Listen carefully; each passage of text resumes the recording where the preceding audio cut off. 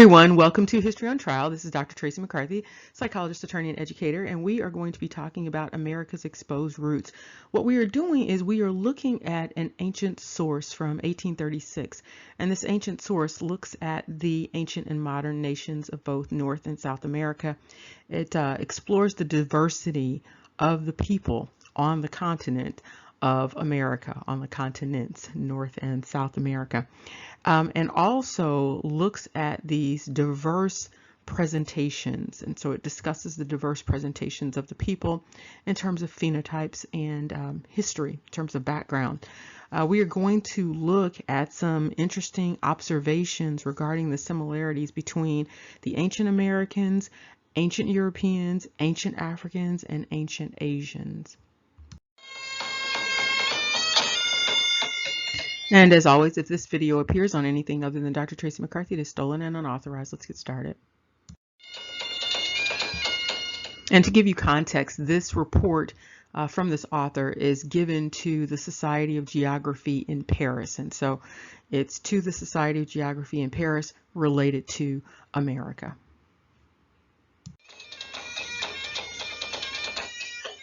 And here you can see the cover pages for the book. And you can see it is related to the American nations or outlines of a national history. And so they are looking at both ancient and modern nations of North and South America, including the islands. And here you have an introductory note providing a framework for this report.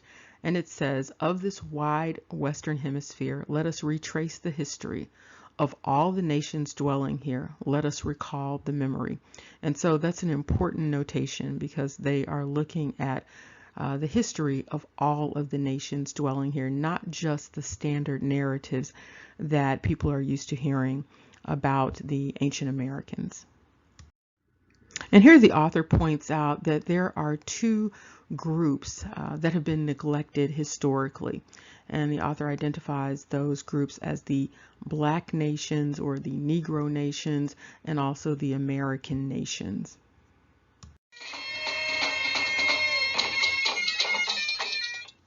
What's helpful with this piece is that the author attempts to describe the people prior to Columbus arriving, but the author also makes an attempt to describe what took place subsequent to Columbus arriving. And so there's an indication that different groups came over immediately after, and they were brought over by different groups of colonizers. And so the author points out several groups of colonizers, and so there's a starting point with the Spanish and the Portuguese, indicating that they brought over with them different groups of people from different countries. And so it includes the Italians, the Flemish, the Biscayans, the Canarians.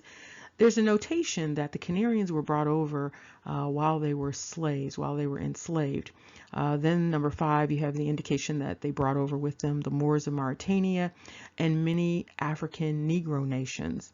So that's an important notation. Then there's a discussion of the Portuguese in their colonizing role and an indication that they brought over many Negro nations, some Moors, some Gypsies, and Chinese. Now, this author also indicates that the ancient Americans were highly civilized, and they were not, as they were described, as being barbaric and entirely savage. And so there's also the discussion that many of the Indian groups were wandering groups of fishermen and hunters. And here you see the author attempting to encourage historians and anthropologists to broaden their perspective and really look deep into history and recognize the fact that the individuals that were here in the Americas prior to Columbus arriving were diverse in terms of complexion. These individuals ranged from what was noted as looking white, quote unquote white, ranging to looking quote unquote Black as Negroes.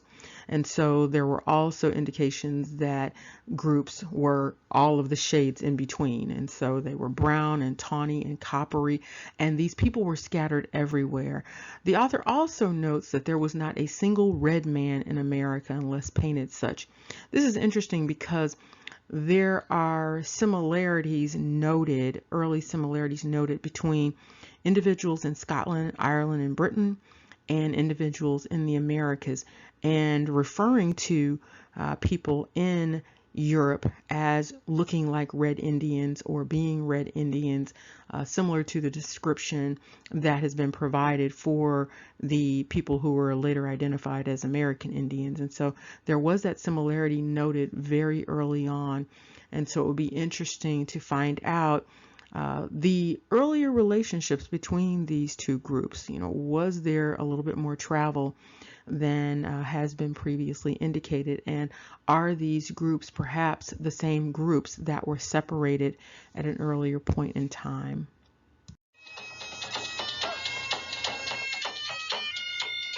Those who have been exploring the diverse phenotypes of early Americans will find this discussion helpful.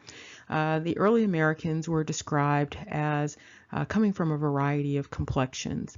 And there's an indication that even then in the 1800s that the tribes, the ethnic groups that were there then were like the ethnic groups that were there originally. And they are described as being quite diverse, from yellowish to olive skin tone to coppery, tawny, reddened, brown, white, and even blackened or Negro-like. Another indication is this range in terms of stature. And so some of them were described as tall and some of them were described as dwarfish.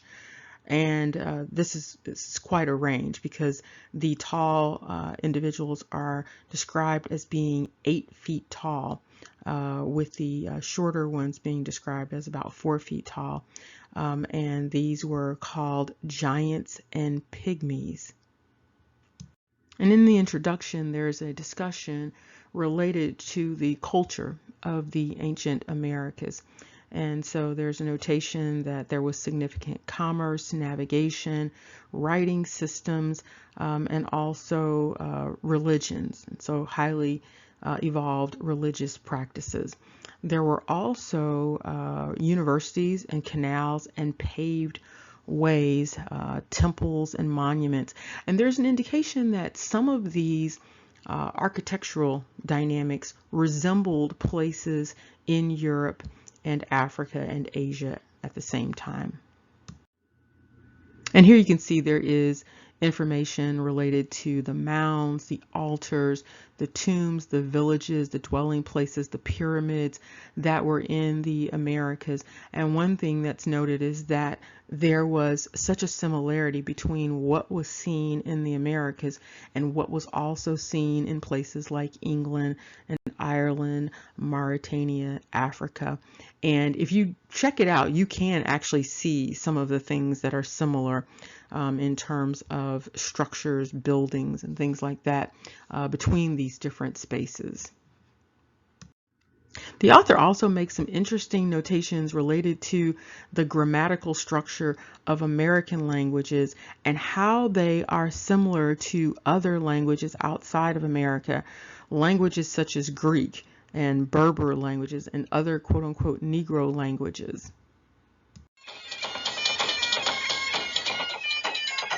This author makes an interesting assessment related to the relationship between the ancient Haitians and the ancient Greeks, identifying them as the ancestors of the ancient Greeks and Italians.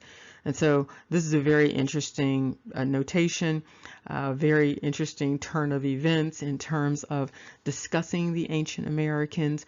But again, throughout this entire work, there is this identification of the relationship between the ancient Americas and other groups that are throughout the world.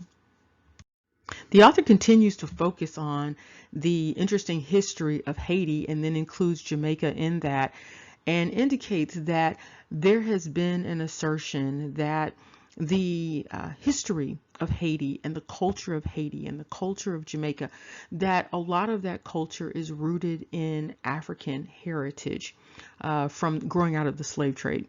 However, this author indicates that much of the history of Haiti, of ancient Haitians, it comes from their own ancient culture.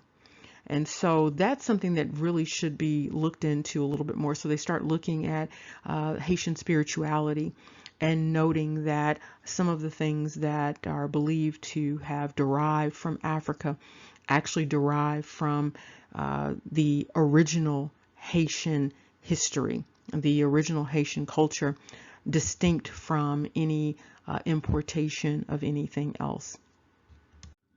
This author also talks about what the author describes as other American Negro nations, and talks about how these quote unquote ancient black nations of America migrated to Haiti from South America. So there is this description of an origin in South America, and they are identified as Negro.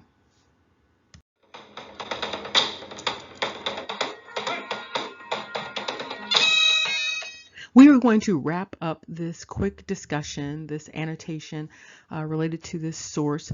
We've looked at some information that this author has provided related to the diversity of the people in the Americas in terms of phenotype. And this is very important because there has been so much controversy related to who were the ancient Americans.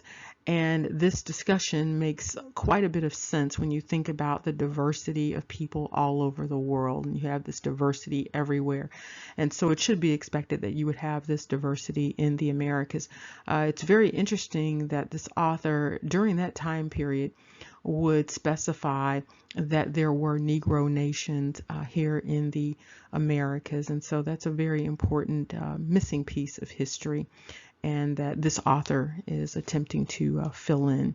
And so you are encouraged to look at this source for yourself. You have the information, the reference material at the beginning, and you can look at it for yourself, and you can use it to supplement any research that you are already doing. And this also should provide a little bit more insight for those who have been researching their ancestry and having difficulty with that, and also having difficulty with reconciling these narratives that include having ancestors that were perhaps European, African, Indian, Asian. And so hopefully this helps to reconcile some of that and help you to think about your ancestry in a broader way, and also to help lay to rest some of this assertion, the historical assertions that the people of the Americas were a monolith. Remember, knowledge is power. Take care. See you soon.